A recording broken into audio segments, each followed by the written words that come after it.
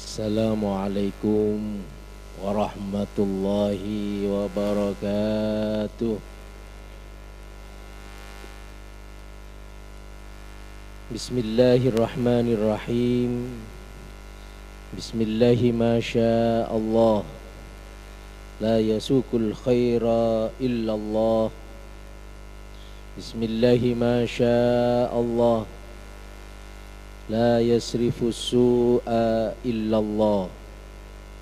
Bismillahi ma syaa Allah. Ma kana min ni'matin fa minallah. Bismillahi ma syaa Allah.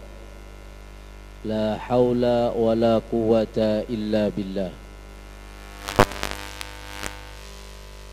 Alhamdulillahi rabbil alamin. Allahumma salli ala sayyidina Muhammad al-fatihi lima ulik wal khatimi lima sabaq nasiril haqqi bil haqq wal hadi ila siratikal mustaqim wa ala alihi haqqa qadrihi wa miqdarihil azim. Qala rabbi shrah li sadri wa yassir li amri wahlul 'uqdatam min lisani yafqahu qawli. Wa qala aidan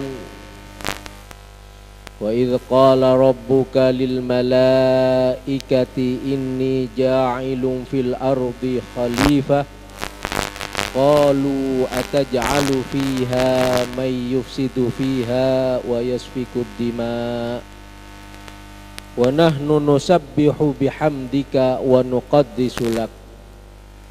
Qala inni a'lamu ma la ta'lamun. Sadaqallahul azim. Amma ba'du. Para masyayikh, para kiai, para habaib, semuanya yang saya hormati, saya takzimi, wabil khusus pengurus takmir Masjid Agung Baitur Rahman Banyuwangi, semuanya yang saya hormati, hadirin para jamaah muslimin muslimat rahimakumullah wa hafidhakumullahu jami'an. Mudah-mudahan semuanya selalu dilindungi oleh Allah dengan rahmat, taufik dan hidayahnya, sehingga kita dijadikan orang-orang yang selamat secara fisik, juga selamat ruhani kita, selamat agama kita, keyakinan kita, sehingga di dunia kita jadikan orang yang bahagia sampai di akhirat kelak. Amin ya rabbal alamin. Alhamdulillah, kita bersyukur kehadirat Allah, masih diberikan nikmat umur, nikmat sehat, dan juga nikmat iman dan Islam, sehingga pada malam hari ini kita bisa hadir bersama-sama dalam kegiatan pengajian hajat atau sholat hajat di Masjid Agung Baitur Rahman ini. Kita berdoa mudah-mudahan nikmat ini akan terus bertambah dan terus terjaga, terpelihara sampai akhir hayat kita. Kita jadikan orang yang husnul khatimah sesuai doa kita bersama-sama. Allahumma kama an'amta fazid. Kita mohon kepada Allah, mudah-mudahan nikmat yang telah diberikan oleh Allah ini akan terus bertambah. Dengan kita syukuri, insya Allah nikmat ini akan ditambah oleh Allah. Wa kama zitta fabarik.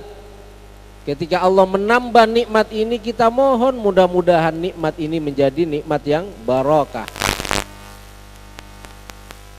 Wa kama barakta fa'adim. Maka kita mohon kepada Allah mudah-mudahan keberkahan nikmat-nikmat ini terus abadi,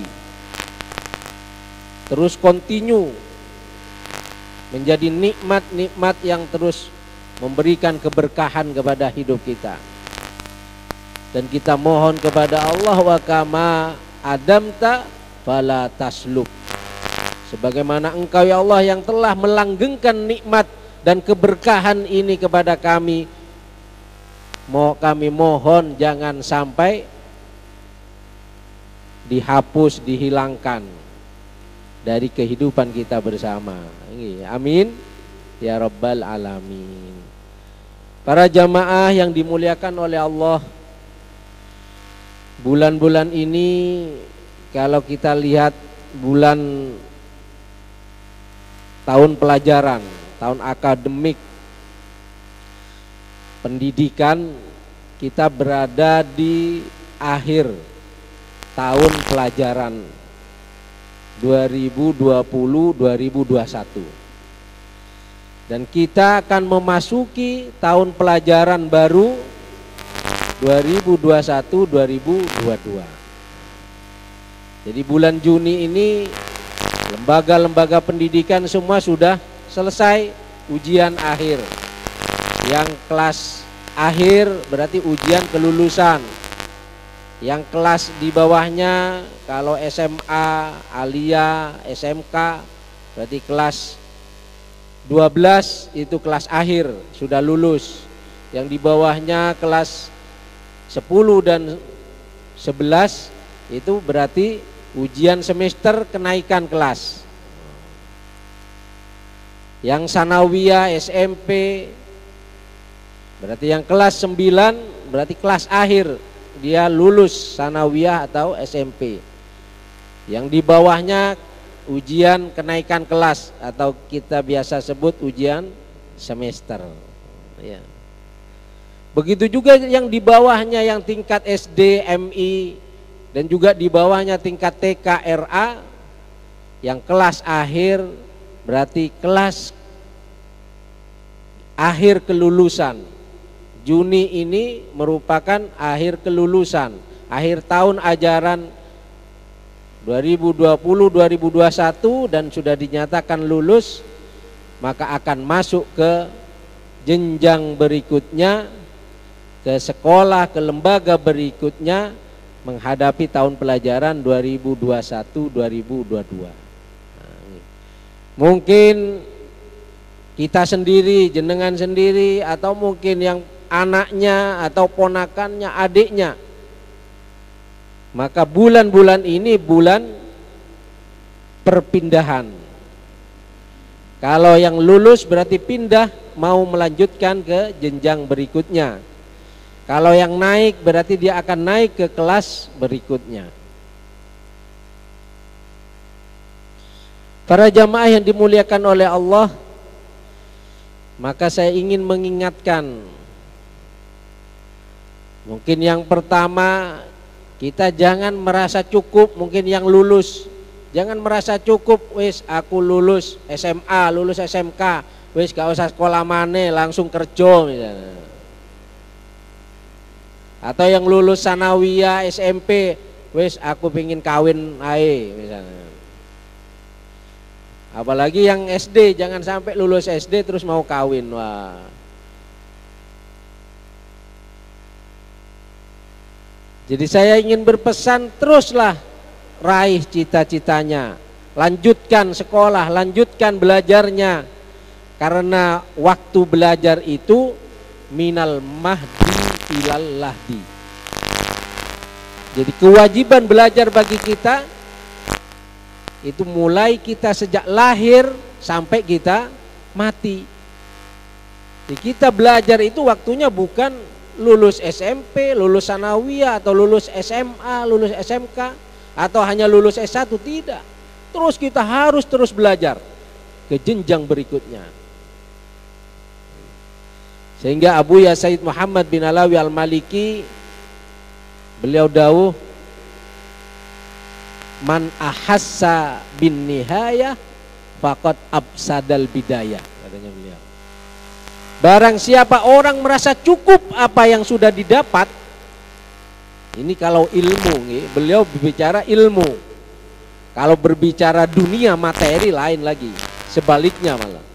Kalau berbicara ilmu, man ahassa bin nihayah, siapa dia yang merasa cukup dengan apa yang telah dicapai,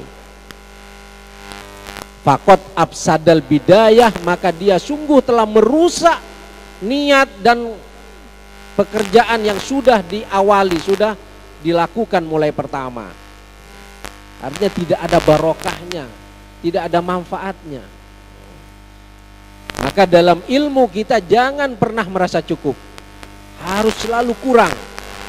Yang TK lanjutkan ke SD atau MI lanjutkan ke sanawiyah atau SMP, lanjutkan terus ke SMA, aliyah, SMK, lanjutkan ke S1, S2. Mungkin secara formal hanya sampai S3, tapi tetap kewajiban belajar kita tidak ada batasnya. Kita bisa belajar di luar bangku sekolah, di luar sekolah, di luar lembaga formal. Tetap kita terus harus mencari ilmu. Hadirin para jamaah yang dimuliakan oleh Allah, maka kesempatan di bulan transisi dari tahun pelajaran yang lalu ke tahun pelajaran yang akan datang, kita bisa memperbaiki niat lagi untuk mencari ilmu. Jadi jangan sampai niat kita itu mencari ijazah. Ini yang salah Pak, salah kaprah. Banyak orang itu sekolah cari ijazah, sehingga kalau dia dapat ijazah, dia akan berangan-angan dengan ijazah dia mencari kerja. Akhirnya ketika ijazahnya tidak terpakai, dia putus asa. Ketika ijazahnya buat melamar tidak bisa, ditolak di sana, ditolak, dia putus asa. Akhirnya jadi pengangguran. Karena yang diandalkan ijazah. Maka Islam menuntun kita, ulama kita menuntun kita dalam kitab Ta'limul Muta'allim, niat cari ilmu itu, niat sekolah itu adalah mencari ilmu, bukan mencari ijazah. Jadi niatnya mencari ilmu. Karena perintahnya utlubul ilma, carilah ilmu, tuntutlah ilmu, bukan carilah ijazah, bukan tuntutlah titel, bukan. Tapi niat kita mencari ilmu. Nah, para jamaah yang dimuliakan oleh Allah, kalau ilmu yang kita cari, maka pasti kesuksesan yang kita capai, pasti derajat yang mulia yang kita peroleh. Sesuai janji Allah, yarfa'illahu alladhina amanu minkum walladhina utul ilma darajat.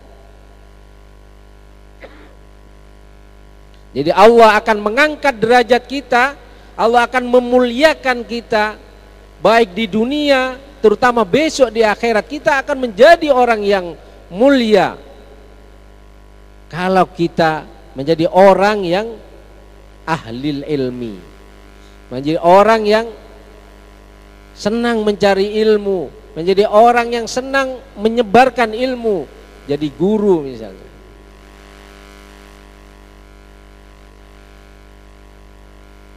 Hadirin para jamaah yang dimuliakan oleh Allah, bahkan kalau kita lihat di Al-Quran, di ayat yang tadi kita baca, ketika Allah menciptakan Nabi Adam, Allah itu mengabarkan kepada malaikat, wa idz qala rabbuka lil malaikati inni ja'ilun fil ardi khalifah. Ya malaikat, aku akan menciptakan manusia, nanti dia sebagai khalifah di bumi, sebagai penerima amanah untuk menjaga kehidupan bumi. Maka apa jawab malaikat? Qalu ataj'alu fiha may yufsidu fiha wa yasfikud dima. Ya Allah, kok jenengan mau membuat manusia yang nanti akan merusak, membuat kerusakan di muka bumi, yang akan hanya mengalirkan darah, bertengkar, berperang dan sebagainya. Dan itu terbukti kekhawatiran malaikat. Banyak manusia itu tidak amanah menjadi khalifah, malah merusak, malah menumpahkan darah, berperang, bertengkar dan sebagainya. Di malaikat ragu sebenarnya kepada kita, kepada manusia. Ya, ragu. Tapi apa jawab Allah? Qala inni a'lamu ma la ta'lamun. Katanya Allah, tenang malaikat, saya itu lebih paham, lebih tahu dari apa yang kamu belum tahu. Akhirnya baru malaikat sadar, oh iya. Jadi kehendak Allah itu pasti ada hikmahnya. Nah, apa ternyata bekal kepada Nabi Adam, termasuk kepada keturunannya, kepada Bani Adam untuk menjadi khalifah? Allah tidak membekali materi. Allah tidak membekali Nabi Adam, nyok ini kamu saya beri uang, ini kamu saya beri harta, kamu urus dunia. Tidak. Tapi apa bekal Allah yang diberikan kepada Nabi Adam? Wa 'allama Adamal asma'a kullaha. Ternyata Allah memberikan ilmu kepada Nabi Adam.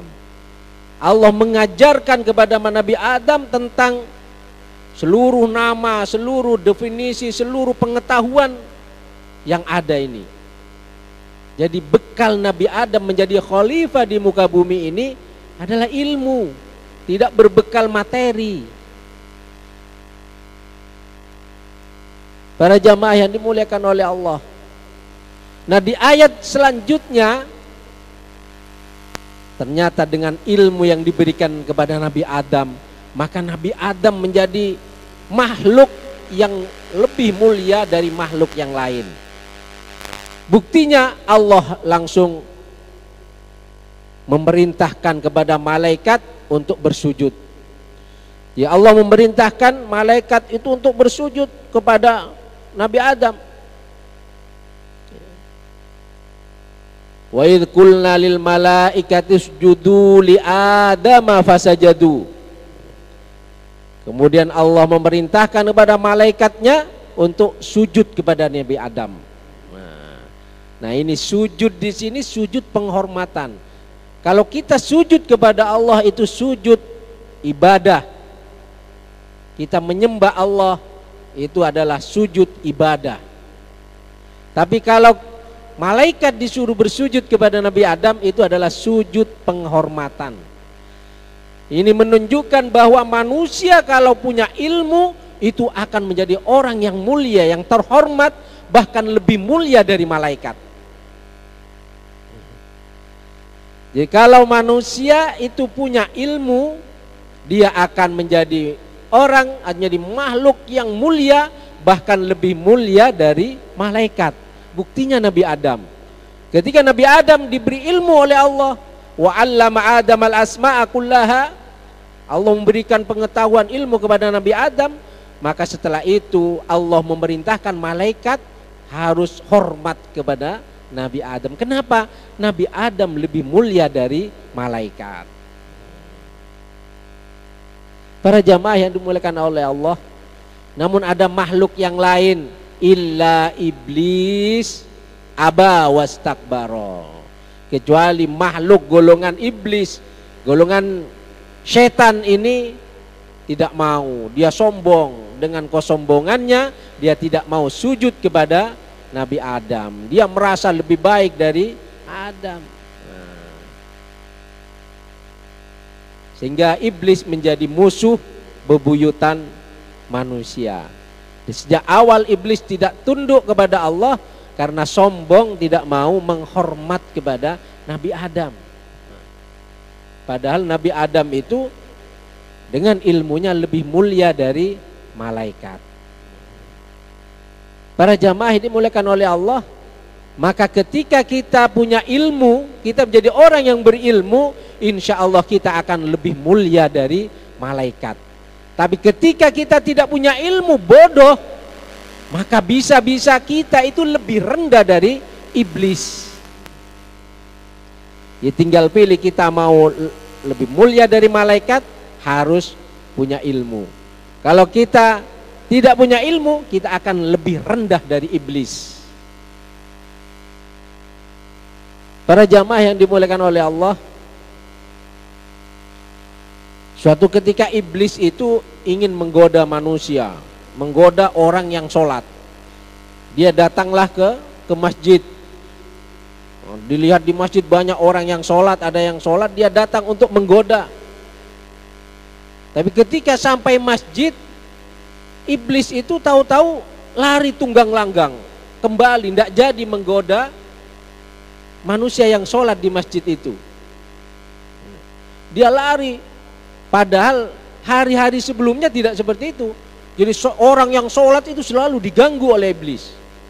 Tapi pada saat itu tahu-tahu iblis itu lari, kabur, ketakutan. Setelah ditanya oleh temannya, kenapa kamu lari? Kenapa takut? Kenapa tidak jadi menggoda orang yang sholat di masjid itu? Apa jawabnya? Saya melihat di situ ada orang yang tidur.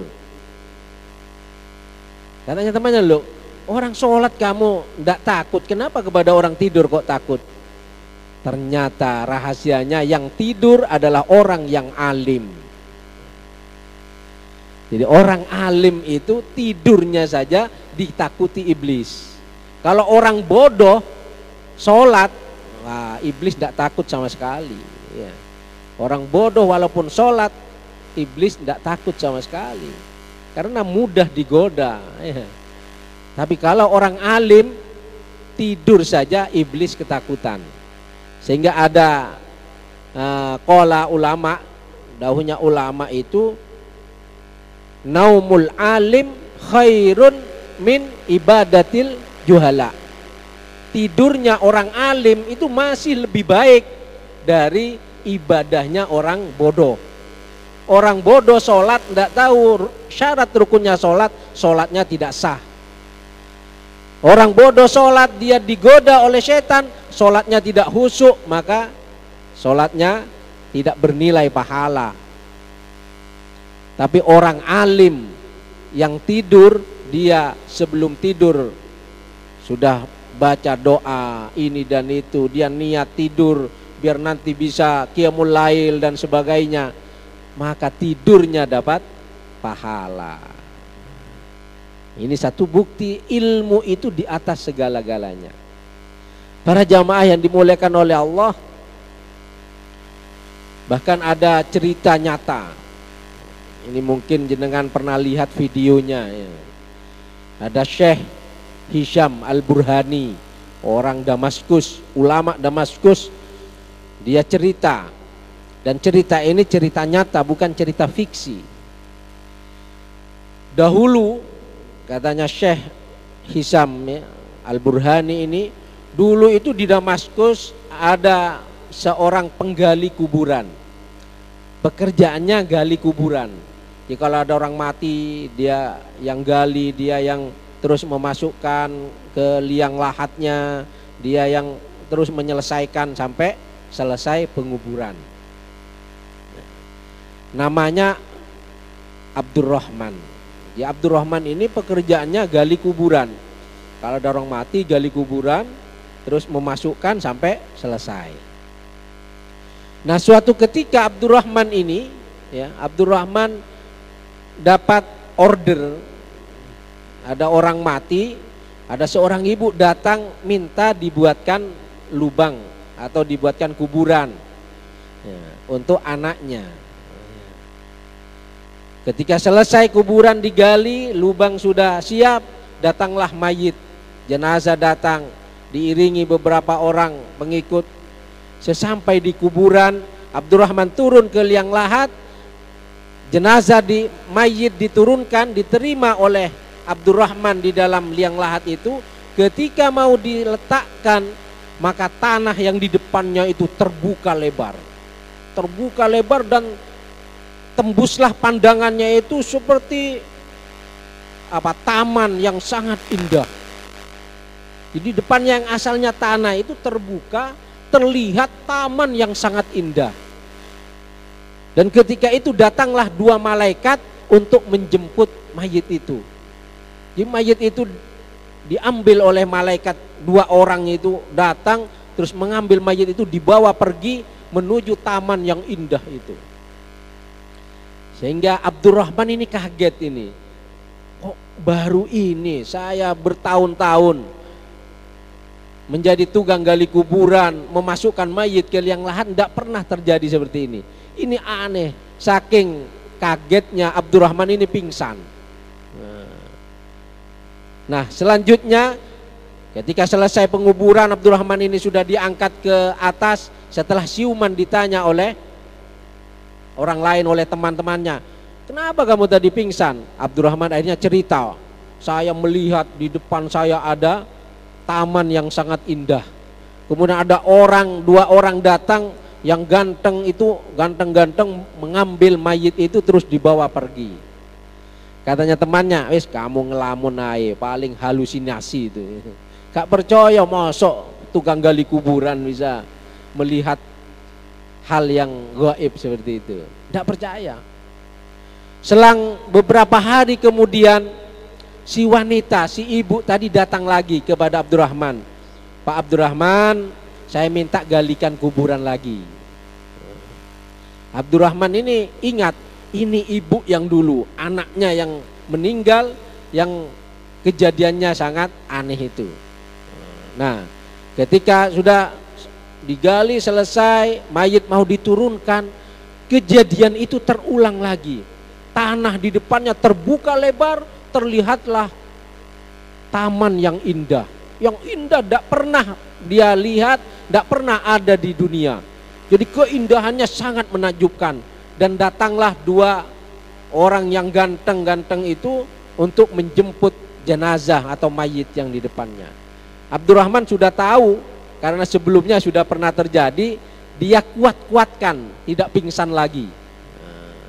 Kuat-kuatkan, diselesaikanlah penguburan, cepat-cepat setelah selesai dikejarlah si ibu tadi. Si ibu dikejar oleh Abdurrahman, ingin tahu rahasia apa ini.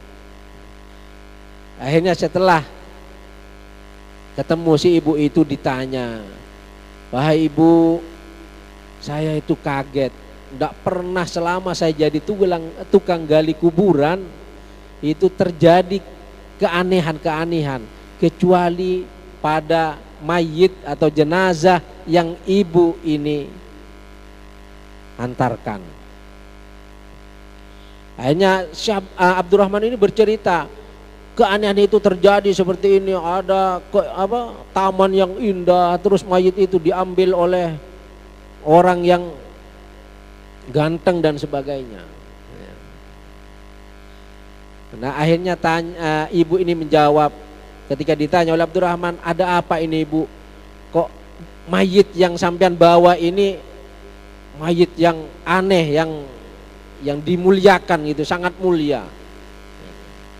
Karena langsung dibawa oleh malaikat menuju ke surga. Ya aneh, baru 2 kali ini saya ada mayit seperti itu. Maka ibu ini menjawab, yang pertama itu adalah anak saya yang kecil. Dia itu seorang santri, dia itu penuntut ilmu, dia mati sedang menuntut ilmu. Kalau yang kedua ini kakaknya, dia kerja setiap hari, uangnya digunakan untuk menafkahi, untuk membiayai adiknya yang menuntut ilmu. Nah disinilah ternyata rahasianya, bahwa orang yang menuntut ilmu pahalanya sangat besar, sehingga ketika mati itu langsung masuk surga. Yang menuntut ilmu dan yang mencari nafkah untuk membiayai orang yang menuntut ilmu itu kedudukannya sama-sama mulia. Maka anak kita yang sedang menuntut ilmu dan kita yang mencari nafkah untuk membiayai anak kita itu sama-sama mulia, sama dengan orang yang berjihad fisabilillah, insya Allah pahalanya kita masuk surga bi ghairi hisab. Amin ya rabbal alamin. Para jamaah yang dimuliakan oleh Allah, cerita yang terakhir ini biar jenengan lebih mantap bahwa mencari ilmu itu sangat penting, sangat mulia, dan hikmahnya, pahalanya sangat besar. Sehingga kita jangan sampai yang muda-muda untuk terus menuntut ilmu, terus kita sebagai orang tua jangan pernah putus asa, jangan pernah lelah untuk mencari nafkah, membiayai anak-anak kita yang sedang menuntut ilmu. Cerita yang kedua itu adalah tentang pahala sodakoh. Pahala sodakoh. Jadi sodakoh itu ternyata pahalanya ada tingkatan-tingkatannya. Sodakoh itu pahalanya ada tingkatan-tingkatannya. Jadi infak, nafkah yang kita berikan, yang kita keluarkan, itu pahalanya bertingkat-tingkat. Ini dijelaskan oleh Syekh As-Suyuti. Dia menjelaskan dalam salah satu kitabnya Bughiyatul Murtasyidin. Beliau menjelaskan bahwa pahala berinfak, memberi nafkah, bersodakoh dan sebagainya itu ada 5 tingkatan. Tingkatan yang pertama, tingkatan standar. Standar pahala dari sodakoh itu 1 dibalas 10. Jadi kalau jenengan bersodakoh 1000, balasannya 10.000 dari Allah. Kalau jenengan bersodakoh 10.000, balasannya 100.000, 10 kali lipat. Ini sodakoh umum, standar. Sodakoh kepada ya orang umum. Ada orang dikasih, ada orang dikasih, pokoknya umum. Itu pahalanya 1 dibalas 10. Tingkatan yang berikutnya, tingkatan yang kedua, 1 dibalas 90. 1 dibalas 90 itu apabila jenengan bersodakoh kepada orang yang butuh. Ya, orang yang sedang kena musibah. Ya. Itu jenengan 1 dibalas 90. Ya. Jadi contohnya ya kepada fakir miskin, itu yang butuh kan? Butuh. 1 dibalas 90. Tingkatan berikutnya 1 dibalas 900. Nah, ini lebih besar lagi. Yaitu sodakoh kepada orang-orang yang kena musibah, seperti orang yang kematian, yang mati, yang sakit kita bantu ya. Orang yang kena musibah banjir, kena musibah puting beliung, kena musibah, pokoknya kena musibah. Termasuk yatim piatu. Yatim piatu itu kan kena musibah. Itu tingkatan yang ketiga ya. Tingkatan yang keempat itu 1 dibalas 100.000. Jadi kalau jenengan sodako 1000, balasannya berarti 100 juta ya, karena 100.000. Jadi 1 dibalas 100.000 kali. Tingkatan keempat yaitu kita bersodakoh kepada orang tua kita. Jadi jenengan masih punya orang tua, dinafkahi, dikasih makan, dikasih belanja, nilainya 1 dibalas 100.000. Kalau jenengan memberi orang tua 10.000, berarti Allah akan membalas 100.000-nya, berarti 1 miliar. 10.000 kali 100.000 ya. Yes, berapa? Ya 1 M. 10.000 kali 100.000 ya, 1 M balasannya. Makanya jangan kita medit-medit nang wong tua ya. Karena kadang kan kita nang wong tua masih nganggap hutang. Masa orang tua hutang kepada anak ya. Kalau anak itu pasti hutang kepada orang tua, punya hutang budi, hutang jasa. Kalau orang tua terus dianggap punya hutang, ini gimana? Orang tuanya minta uang, yo cok susu yo mak, masih ditagih orang tuanya, masih diberi hutangan, ini tidak pantas ya. Karena yang pantas itu anak punya hutang kepada orang tua. Ketika anak sudah berjaya, anak sudah mampu, maka anak harus balas budi kepada orang tua, balas jasa, bayar hutang kepada orang tua, bukan malah memberi hutangan kepada orang tua. Karena pahalanya 1 dibalas 100.000. Ini pahala sedekah. Nah ternyata masih ada yang lebih tinggi. Tingkatan yang kelima ini 1 dibalas 900.000. Lebih tinggi. Kalau kepada orang tua kita, membelanjai orang tua, menafkahi orang tua, bersedekah kepada orang tua, 1 dibalas 100.000.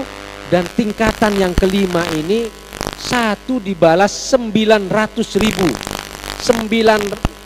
10 kali dari kita kepada orang tua ya. Kepada siapa kita bersedekah kok bisa 1 dibalas 900.000? Ternyata bersedekah, memberi nafkah kepada ahlul ilmi. Kita memberi nafkah, bersedekah kepada lembaga pendidikan, kepada guru, membiayai guru, membantu murid, santri yang sedang mencari ilmu, membantu guru yang sedang menyebarkan ilmu. Ini balasannya 1 dibalas 900.000. Ternyata ahlul ilmi lebih mulia dari orang tua. Sehingga kedudukannya guru itu di atasnya orang tua. Ya, orang tua kita itu orang tua yang melahirkan dan membesarkan fisik kita. Tapi guru itu adalah yang membesarkan dan menghidupkan ruhani kita. Sehingga guru itu lebih mulia dari orang tua. Dan orang ahli ilmi, kalau kita memberi nafkah, memberi sedekah kepada ahlul ilmi, kepada lembaga pendidikan, kepada orang yang berjuang menyebarkan ilmu, itu pahalanya 1 dibalas 900.000. Para jamaah yang dimuliakan oleh Allah, sehingga ayo kita terus bekerja, berusaha untuk terus bisa memberi nafkah anak-anak kita, terus bisa membiayai anak-anak kita dalam mencari ilmu, bukan sebaliknya. Ini banyak terjadi di sana, di pondok saya itu banyak orang tua ini minta gratisan. Banyak orang tua minta gratisan padahal mampu. Dia kalau datang ya suasananya seperti hari raya sudah. Kalau rapotan, orang tua pada datang suasana seperti hari raya. Kenapa? Ya hanya minta maaf. Minta maaf Ustadz, minta maaf Kiai, saya belum bisa bayar. Rapot anak saya tolong diberikan. Jadi suasananya seperti hari raya, semuanya pada minta maaf saja. Ini banyak terjadi. Padahal kadang orang tuanya datang itu bawa HP, bawa Android. Dia pakai emas, pakai perhiasan emas. Masih minta maaf, tidak bisa bayar. Dan ini kan keterlaluan. Makanya kita sebagai orang tua jangan pernah enggan untuk membiayai anak-anak kita. Karena balasan dari Allah itu akan berlipat sampai 900.000, lebih banyak dari kita sedekah kepada lainnya. Oleh karena itu ayolah kita cari pendidikan anak, jangan cari yang gratis. Kita orang tua itu banyak mencari pendidikan anak, cari yang gratis. Dia sudah tidak memandang, wis opo diajari ngajar Quran, opo diajari sholat, opo enggak, ya terserah, pokoknya sekolah lagi gratis, wis tak lebokno anakku nang kene. Kalau dia terus anaknya ngaji di TPQ, ngaji di musola misalnya, ke guru ngaji, guru gajinya narik iuran 1.000 tiap bulan, orang tuanya itu katanya orang Madura ngok-ngokan, oh kayak orang narik iuran, ngok-ngokan, padahal 1.000, ya. Padahal rokoknya bapaknya itu lebih banyak habisnya daripada biaya anaknya. Ini banyak terjadi ini. Kenapa? Karena tidak paham, ya. Padahal sesungguhnya kita membiayai, kita menafkahi anak menuntut ilmu itu akan mendatangkan pahala, mendatangkan balasan dari Allah lebih besar. Dan tidak ada ceritanya orang bangkrut karena membiayai anak mencari ilmu, tidak ada ceritanya. Tapi kalau orang tua bangkrut karena bisnis, bangkrut karena ya macam-macam urusan duniawi, ya mungkin banyak yang bangkrut. Tapi kalau membiayai anak terus dia bangkrut, tidak ada ceritanya. Malah banyak terjadi orang tua yang membiayai anak di pondok, di sekolah, di madrasah, itu rizkinya tambah lancar. Amin. Mudah-mudahan kita termasuk orang tua yang terus bisa semangat membiayai anak-anak kita untuk menuntut ilmu. Dan mudah-mudahan anak-anak kita mendapatkan ilmu yang manfaat dan barokah. Anak keturunan kita mudah-mudahan jadi anak yang soleh, solehah. Amin ya rabbal alamin. Para jamaah yang dimuliakan oleh Allah, kiranya cukup sedikit dari saya, kurang lebihnya mohon maaf, ya. Mudah-mudahan kita terus diselamatkan oleh Allah, terutama akhir-akhir ini yang katanya pandemi ini. Tapi kita tidak boleh takut kepada corona, tidak boleh, ya, syirik nanti. Kita takutnya hanya kepada Allah. Kepada corona kita ikhtiar saja, ikhtiar. Selama kita ikhtiar, maka Allah yang menentukan. Insya Allah, Allah akan menyelamatkan kita. Insya Allah dengan kita sholat berjamaah itu dijamin.